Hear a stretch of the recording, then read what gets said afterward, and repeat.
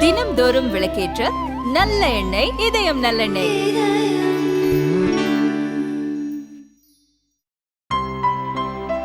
இனிமே கண்ணை மூடிட்டு கடலை எண்ணெய் வாங்கலாம். ஏன்னா மந்த்ரா கடலை எண்ணெய் இதயத்தின் தயாரிப்பு.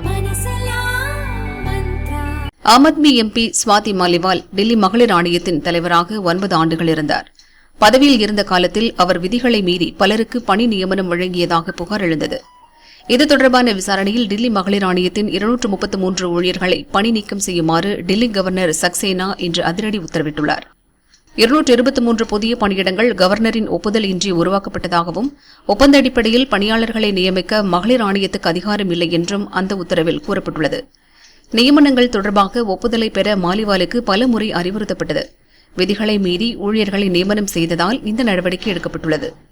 ஒப்புதலின்றி அரசுக்கு கூடுதல் செலவை ஏற்படுத்தும் எந்த நடவடிக்கையும் எடுக்கக்கூடாது என்றும் ஆணையத்திற்கு அந்த உத்தரவில் அறிவுறுத்தப்பட்டுள்ளது.